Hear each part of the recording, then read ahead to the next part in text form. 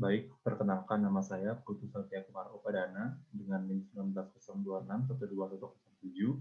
Pada hari ini saya akan menjelaskan terkait mengenai general anesthesia. Jadi yang pertama akan saya bahas terlebih dahulu adalah mengenai definisi.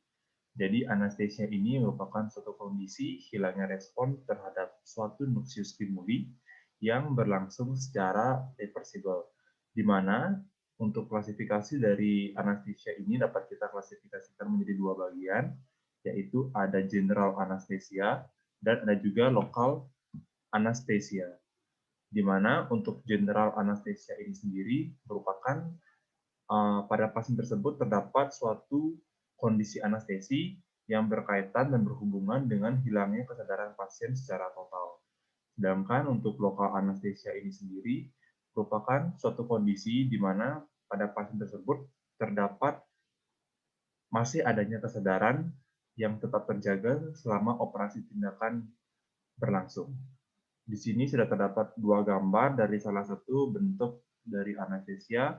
Misalnya ini merupakan general anestesia yang menggunakan inhalasi dan juga terdapat lokal anestesia yang hanya tidak secara menyeluruh mempengaruhi kesadaran pasien. Kemudian saya akan membahas terkait pre-anesthetic medication. Jadi, apakah tujuan dari pemberian medikasi pre-anestesi ini, di mana pemberian obat-obatan pre-anestesi ini ditujukan untuk membuat rasa nyaman pada pasien dan membuat pasien dalam kondisi aman saat prosedur anestesia dan operasi dilakukan. Secara umum terdapat 6 jenis pre-anesthetic medication yang dapat diberikan kepada pasien dengan fungsi yang masing-masing. Jadi yang pertama misalnya seperti benzodiazepin, di sini berfungsi untuk merelief anxiety dari pasien ketika nanti operasi berlangsung sehingga pasien mampu merasa nyaman. Kemudian dapat diberikan antihistaminik yang berfungsi untuk mencegah adanya reaksi-reaksi alergi yang ditemukan pada pasien nantinya ketika prosedur sedang berlangsung. Kemudian dapat diberikan antiemetics, di mana antiemetics ini berfungsi untuk mencegah adanya mual dan juga muntah pada pasien ketika prosedur berlangsung.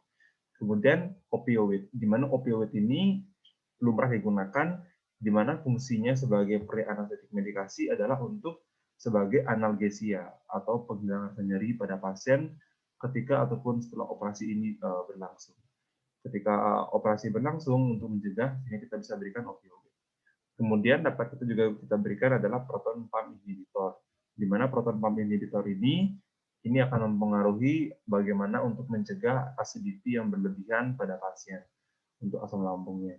Kemudian dapat juga diberikan atropin sebagai pre-anesthetic medication, di mana atropin ini mampu mencegah pada bradycardia dan juga mencegah adanya secretion yang berlebihan pada pasien. Sehingga dengan harapan pemberian pre-anesthetic medication ini mampu mencapai tujuan kita, yaitu membuat nyaman dan kondisi aman pada pasien. Kemudian sekarang saya akan membahas terkait tahapan-tahapan pada anestesia. Jadi secara umum terdapat 4 stage atau 4 tahapan dalam anestesia.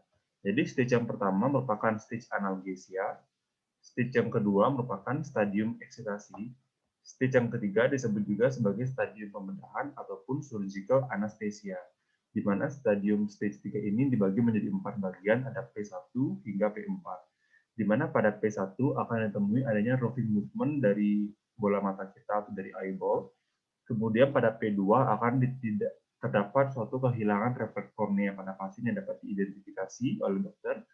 Kemudian P3 di sini akan ditemui adanya dilatasi pupil, dan di sini bersifat optimal for operation terhadap pasien tersebut. Dan yang keempat di sini P4, di mana pupil sudah secara penuh terdilatasi atau fully dilated pupil, dan stage 4 adalah stadium paralisis. Di sini saya akan menjelaskan terkait stadia ataupun stadium anestesia menurut Goodell. Jadi menurut Goodell di sini diklasifikasikan sama, di sini ada 4, di mana untuk stadium 3 ada P1 hingga P4, di mana pada stadium 1, 2, 3, dan 4 ini diklasifikasikan berdasarkan bagaimana pola respirasi yang ditemui pada pasien, bagaimana ukuran dan letak dari pupil, serta kita nilai bagaimana depresi refleks pada pasien tersebut. Jadi sebagai contoh, di sini pada stadium 1, respirasinya masih bersifat volumenya kecil dengan ritme yang tidak teratur, dengan ukuran pupil yang kecil dengan letak divergen, serta tidak ditemui adanya depresi refleks. Hingga pada nanti sampai ke stadium 2, di mana pada stadium 2 ini ritmenya tidak teratur dengan volume yang besar pada bagian respirasi. Kemudian pada pupilnya akan ditemui adanya ukuran yang lebar dengan letak yang divergen, serta pada depresi refleks di sini ditemui adanya depresi refleks pada bulu mata kelopak mata. Kemudian hingga sampai nanti ke stadium 4, di mana pada stadium 4 ini adalah henti nafas, henti jantung, di mana pada respirasi tidak ditemukan dan pada pupil akan letaknya menetap dan di tengah. Seperti ini untuk klasifikasi dari Goodell. Kemudian sekarang saya akan membahas terkait klasifikasi anestesia. Jadi untuk klasifikasi anestesia ini dapat dibagi menjadi dua bagian, ada yang inhalasional anestesia dan juga intravenous anestesia, di mana kedua jenis anestesia ini memiliki peranan dan indikasinya masing-masing. Di mana untuk inhalasi anestesia ini pada umumnya digunakan untuk sebagai maintenance atau pemeliharaan pada saat prosedur ini berlangsung. Sedangkan untuk intravenous anesthesia digunakan sebagai induksi dan shock procedure. Di sini sudah terdapat dua buah gambar, di mana ini merupakan salah satu gambar untuk terkait dengan intravenous anesthesia yang diberikan secara intravenous, dan juga ini merupakan inhalasi anesthesia yang diberikan melalui prosedur inhalasi dengan tujuan sebagai maintenance pada pasien. Yang akan saya bahas pertama adalah inhalation anesthesia. Jadi secara definisi yaitu inhalation. Berarti obat-obatan ini yaitu obat-obat anestesia inhalasi ini merupakan obat-obat anestesia yang berupa gas ataupun cairan yang bersifat mudah menguap yang akan diberikan melalui saluran respirasi ataupun saluran pernapasan dari pasien. Di mana untuk inhalation anesthesia ini metabolismenya adalah bersifat minimal dan akan diekskresikan melalui proses ekshalasi pada sistem respirasi tubuh kita. Jadi berdasarkan kemasannya ini sendiri, obat anestesia umum inhalasi atau inhalation anestesia ini terdapat dua macam. Yang pertama adalah obat anestesia umum inhalasi yang berupa cairan yang mudah menguap, dan juga terdapat obat anestesia umum inhalasi yang berupa gas. Jadi di sini sudah terdapat dua buah gambar terkait dari inhalation anesthesia. Jadi untuk inhalation anesthesia ini dapat dibagi menjadi dua, ada yang bersifat non-halogenated gas yaitu nitrous oxide, dan ada yang halogenated hidrokarbon yang terdiri dari halotan, enfluoran, isofluoran, desfluoran, sevofluoran, dan metoxifluoran, di mana masing-masing dari ini memiliki indikasi, sifat, dan bagaimana kita memilih masing-masing ini dengan indikasi yang kita temui pada pasien nantinya, yang akan saya jelaskan pada slide berikut nanti. Jadi, sekarang saya akan bahas hal-hal apa saja karakteristik penting yang harus kita pahami dalam pemberian inhalation anesthetic. Jadi, di sini terdapat 5 hal. Kita harus perhatikan bagaimana partial pressure of anesthetic inspired gas, kemudian kita perhatikan bagaimana ventilasi di pulmonarinya, kemudian kita perhatikan bagaimana alveolar exchange, solubility in the blood, dan bagaimana solubility in the fat dari obat-obat yang akan kita berikan secara inhalasi nantinya. Yang akan pertama saya bahas adalah solubility in the blood, di mana solubility in the blood ini menggambarkan mengenai bagaimana obat tersebut dalam kaitannya dengan solubilitas pada darah yang nanti akan menentukan laju dari induksi dan fase recovery dari anestesi inhalasi. Di mana solubility in the blood ini dapat dibagi menjadi dua bagian, ada yang membandingkan koefisien blood gas yang lebih rendah dan koefisien blood berbanding gas yang lebih tinggi. Di mana koefisien blood berbanding gas yang lebih rendah ini di sini akan mempercepat proses induksi dan recovery dari pasien. Salah satu contohnya adalah nitrous oxide, di mana nitrous oxide memiliki perbandingan koefisien blood berbanding gas yang lebih rendah. Kemudian, untuk perbandingan koefisien blood berbanding gas yang lebih tinggi, di sini akan memiliki efek yang kebalikannya. Di sini akan memperlambat proses induksi dan recovery dari pasien. Di mana salah satu contohnya adalah halogen, di mana halogen memiliki perbandingan yang lebih tinggi untuk koefisien blood berbanding gas dibandingkan dengan yang lainnya. Kemudian setelah solubility in the gas, kita bahas bagaimana solubility in the lipid ataupun lemak. di mana ini akan menggambarkan dan berkorelasi dengan potensi dan kekuatan dari anestesia yang akan kita berikan dan kita gunakan pada pasien ketika prosedur berlangsung. Di mana semakin tinggi obat tersebut kelarutanya pada lemak, maka ini akan semakin kuat dan potensi obat anestesia tersebut juga semakin kuat. Sebagai contohnya adalah Halogen.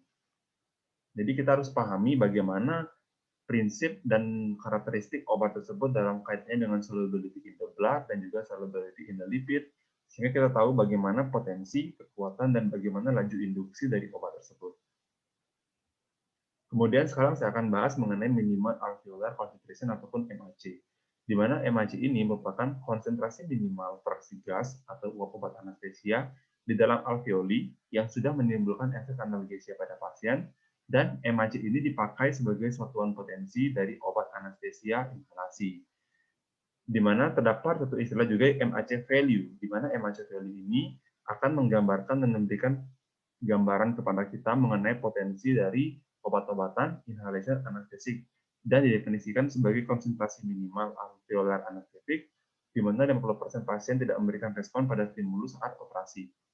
Di mana pada saat operasi secara umumnya MAC value berkisar dari 1,1 hingga 1,2. Ini merupakan gambar mengenai bagaimana sifat dari MAC dengan oil berbanding gas partition coefficient dari masing-masing obat-obatan inhalasi anestesi. Yang bisa dilihat pada gambar pada slide.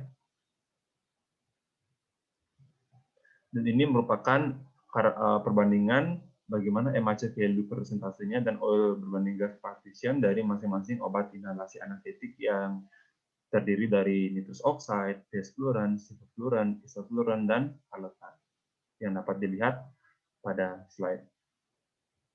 Sekarang saya akan membahas mengenai second gas effect dan diffusional hypoxia. Jadi dalam pemberian inhalasi anestesi ini terdapat dua hal juga yang harus kita perhatikan. Jadi yang pertama adalah second gas effect, di mana second gas effect ini merupakan peningkatan tekanan parsial gas lainnya pada alveolar yang mengakibatkan adanya rapid uptake dari konsentrasi nitrous oxide pada saat induksi anestesi inhalasi dilakukan pada pasien. Sedangkan untuk diffusional hypoxia ini merupakan salah satu bentuk dari komplikasi yang dapat muncul dan dapat terjadi setelah adanya pemberian nitrous oxide. Kenapa hal ini terjadi?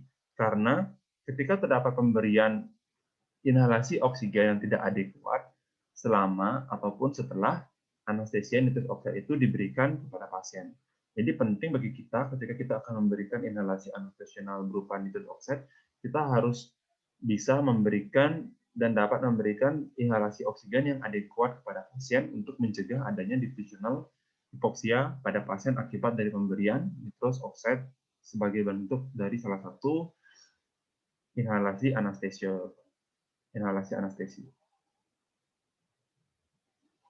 Kemudian sekarang saya akan membahas terkait bagaimana karakteristik, bagaimana saturasi, dan juga bagaimana efek dan fungsi dari masing-masing inhalasi anestetik. Yang pertama akan saya bahas terlebih dahulu adalah terkait nitrous oxide. Jadi, secara definisi dan karakteristik dari nitrous oxide ini merupakan gas yang tidak berwarna dan berbau harum manis, tidak mudah terbakar, dan tidak mudah meledak. Berdasarkan saturasinya dalam darah, absorpsi nitrous oxide ini berlangsung secara bertahap, di mana pada 5 menit pertama, absorpsi dari nitrous oxide akan mencapai saturasi hingga 100% yang dicapai setelah 5 jam. Kemudian untuk efeknya sendiri, nitrous oxide ini memiliki efek terhadap susunan saraf otonom pada pasien, di mana nitrous oxide akan merangsang reseptor alfa saraf simpatis, tetapi tahanan perifer pembuluh darah tidak mengalami perubahan yang cukup signifikan. Dan untuk nitrous oxide ini tidak memiliki efek toksik terhadap sistem kardiovaskular dan juga terhadap hati dan terdapat ginjal. Sehingga apabila terdapat pasien dengan kelainan pada jantung dan ginjal, pemberian nitrous oxide ini harus kita pertimbangkan secara baik-baik. Kemudian yang kedua, sekarang saya akan membahas terkait ether. Di mana untuk definisi dan karakteristik dari ether ini merupakan cairan yang tidak berwarna, mudah menguap, berbau khas, dan sangat iritatif, dan mudah terbakar ataupun meledak. Di mana untuk bagaimana fungsi dan efek ether terhadap tubuh kita, Ether ini bersifat sebagai simpatomimetik yang mampu meningkatkan denyut jantung, menimbulkan glikogenolisis, dan dilatasi bronkus. Dan sebaliknya, terhadap sistem parasimpatis, ether ini akan bersifat depresan terhadap parasimpatis. Untuk ether ini sendiri, di sini bersifat sebagai hipnotik yang poten dan memiliki efek analgesik dan juga muscle relaxan. Dan sekitar 80 hingga 90% ether ini akan dikeluarkan secara utuh lewat paru-paru ekskresinya, dan sisanya 15% dipecah di hati menjadi air dan karbon dioksida. Sehingga kita harus perhatikan apakah pasien memiliki gangguan ataupun impairment pada hatinya, karena di sini akan mempengaruhi proses ekskresi dari pemberian ether sebagai inhalasi anestetik. Kemudian sekarang saya akan membahas terkait halotan. Jadi halotan ini merupakan cairan yang tidak berwarna, berbau harum, tidak mudah terbakar atau meledak, tidak iritatif, dan tidak tahan terhadap sinar matahari. Di sini saya akan membahas terkait bagaimana efek dari halogen terhadap 3 sistem tubuh, yaitu sistem saraf pusat, sistem kardiovaskular, dan sistem di ginjal. Jadi terhadap sistem saraf pusat.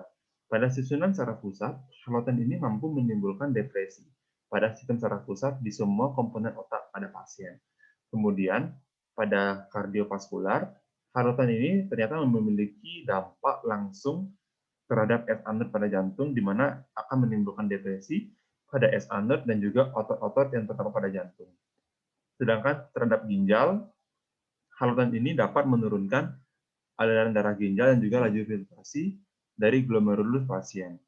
Untuk karakteristik dari halogen ini bersifat pure analgesik dan juga pure muscle relaxant. Kemudian saya akan membahas terkait enfluran, di mana enfluran ini secara karakteristik merupakan obat anestesi inhalasi yang termasuk turunan dari ether dan dikemas dalam bentuk cair dan tidak berwarna dan tidak iritatif serta tidak eksplosif. Terhadap sistem saraf pusat, pada dosis tinggi akan menimbulkan tonik-klonik pada otot muka dan anggota gerak. Terhadap sistem respirasi akan menimbulkan depresi respirasi sesuai dengan dosis yang diberikan, serta tidak menimbulkan iritasi pada mukosa jalan nafas. Kemudian untuk enfluran ini sendiri, di sini merupakan kontraindikasi pada pasien dengan epilepsi. Sehingga pada pasien kita harus penting melakukan anamnesis dan juga wawancara kepada pasien untuk mengetahui riwayat apakah pasien mengalami suatu epilepsi ataupun tidak. Karena enfluran ini merupakan kontraindikasi pada pasien dengan epilepsi. Untuk isofluren merupakan halogenasi ether yang dikemas dalam bentuk cairan yang tidak berwarna, tidak eksplosif, dan tidak mengandung zat pengawet. Di mana terhadap sistem kardiovaskular, efek depresi pada otot jantung dan pembuluh darah di sini lebih ringan dibandingkan dengan obat anestesi volatil yang lain. Di mana efeknya terhadap sistem respirasi, isofluran juga menimbulkan depresi pernafasan yang derajatnya sebanding dengan dosis yang diberikan. Untuk sistem ekspirasinya, hampir seluruhnya untuk ekskresinya, isofluran ini akan dikeluarkan melalui udara ekspirasi dan hanya sebesar 0,2% di metabolisme dalam tubuh. Jadi hampir sebagian besar untuk isofluran ini akan diekspresikan melalui udara ekspirasi pada pasien tersebut. Kemudian untuk desfluran, untuk inhalasi anestetik desfluran, di sini secara karakteristik merupakan halogenasi ether yang rumus bangunnya hampir sama dengan isofluran. Hampir seluruhnya dikeluarkan melalui udara ekspirasi dan hanya sebesar kurang dari 0,1% di metabolisme dalam tubuh. Kemudian untuk efek dari desfluran ini sendiri terhadap respirasi dan simpatomimetik akan menyebabkan pada respirasi di sini akan menimbulkan rangsangan jalan nafas yang sehingga tidak digunakan untuk induksi. Sedangkan pada simpatomimetik akan menyebabkan takikardia, tetapi tidak cukup bermakna untuk meningkatkan tekanan darah. Di mana untuk desfluran ini sendiri, pada penggunaannya di sini sering dan lumrah digunakan pada day care surgery. Kemudian saya akan membahas terkait inhalasi anestetik sevofluran, di mana inhalasional anestetik sevofluran ini merupakan halogenasi ether yang dikemas dalam bentuk cairan secara karakteristik tidak berwarna, tidak eksplosif, dan juga tidak berbau serta tidak iritatif, sehingga untuk sevoflurane ini baik untuk digunakan sebagai induksi dari inhalasi. Di mana untuk efeknya di sini sevoflurane terhadap sistem kardiovaskular di sini bersifat relatif stabil dan tidak menimbulkan aritmia selama anestesia. Kemudian pada sevoflurane ini dapat menimbulkan depresi pernafasan yang derajatnya sebanding dengan dosis yang diberikan pada sevoflurane tersebut pada pasien.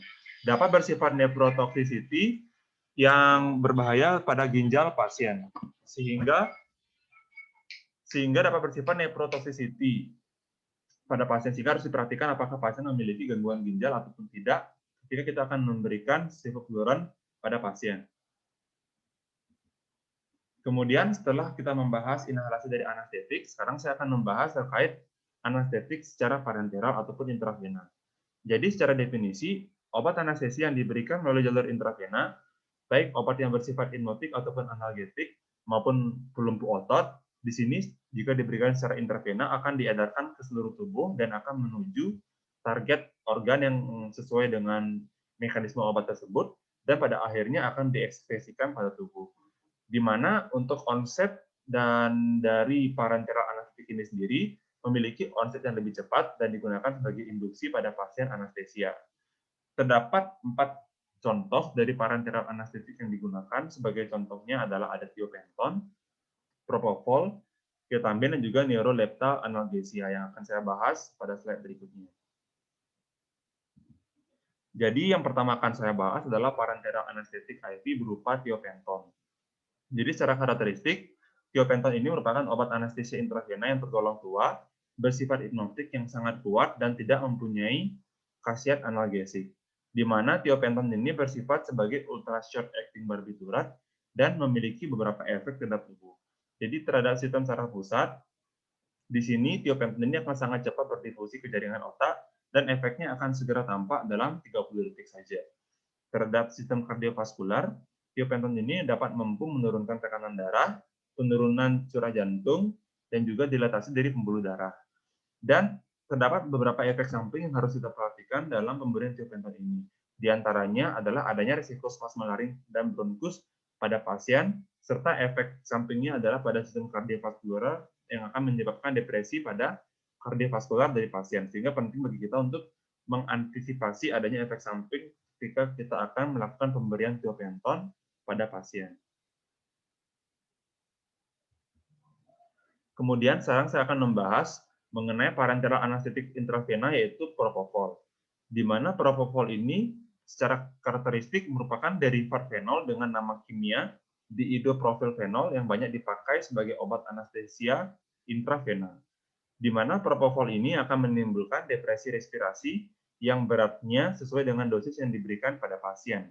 Di mana untuk efeknya, propofol ini dapat berefek pada sistem kardiovaskular yang akan terjadi penurunan tekanan darah yang segera diikuti dengan kompensasi peningkatan denyut nadi. Untuk induksi anestesia, dosis dari propofol yang dapat diberikan adalah 2 hingga 2,5 mg per kilogram berat badan pasien. Kemudian untuk parenteral anestetik berikutnya adalah terdapat ketamin. Di mana untuk ketamin ini sendiri di sini secara karakteristik merupakan golongan fenilsikloheksilamin dan bersifat rapid acting non-barbiturate general anesthetic. Di mana untuk ketamin ini memiliki efek analgesi yang sangat kuat, akan tetapi pada pasien untuk efek hipnotiknya kurang dan disertai dengan adanya efek disosiasi pada pasien. Untuk efeknya pada tubuh, terhadap mata ini, ketamin dapat menimbulkan lagrimasi, nistagmus, dan kelopak mata akan terbuka secara spontan. Sedangkan terhadap sistem kardiovaskular, ketamin ini bersifat simpatomimetik sehingga bisa menimbulkan peningkatan tekanan darah dan juga denyut jantung. Untuk efek samping dari ketamin ini dapat berupa adanya halusinasi, spasme laring, rigiditas, dan juga peningkatan kadar gula darah dari pasien. Kemudian untuk yang berikutnya adalah neuroleptanalgesia, di mana neuroleptanalgesia ini dikarakteristikkan dengan adanya ketenangan dan intens analgesia tanpa adanya kehilangan kesadaran secara total, dan biasanya dalam praktik klinis, neuroleptanalgesia ini dapat dikombinasikan dengan fentanyl dan juga droperidol. Untuk neuroleptanalgesia ini, untuk fungsinya biasanya digunakan pada prosedur-prosedur seperti endoskopi, angiografi, dan juga operasi minor pada pasien. Dan ini merupakan tabel-tabel dari bagaimana karakteristik dari masing-masing anestetik intravena dan bagaimana durasinya, bagaimana efek analgesianya, dan bagaimana efek muscle relaxant serta keterangan lainnya. Sebagai contoh di sini, misalnya fentanyl memiliki durasi dalam menit 5 hingga 10 dengan efek analgesia yang cukup kuat dengan efek muscle relaxant yang minimal serta memiliki efek respiratory depression. Begitu juga pada misalnya pada ketamin memiliki durasi yang cukup sama dan hampir sama dengan fentanyl dengan efek analgesia yang juga kuat, namun terdapat efek halusinasi ketika kita berikan. Begitu juga dengan tiopental, propofol, dan midazolam. Sehingga penting bagi kita untuk mengetahui karakteristik dari masing-masing obat-obatan intravenus obat-obatan anestesi ini pada pasien sehingga kita bisa mampu memperkirakan bagaimana kinerja obatnya dari segi durasi, bagaimana efek yang kita inginkan yaitu analgesi dan muscle relaxant serta bagaimana efek-efek yang dapat timbul dari obat tersebut sehingga kita bisa mampu memperkirakan dan mengantisipasi untuk mencegah hal-hal yang tidak kita inginkan pada pasien. Baik, sekian presentasi saya mengenai general anesthesia. Mohon maaf jika terdapat kesalahan dan kekurangan materi dalam penyampaian dan mohon masukan serta bimbingan dari dokter. Sekian dan terima kasih. Om Santi Santi Santi.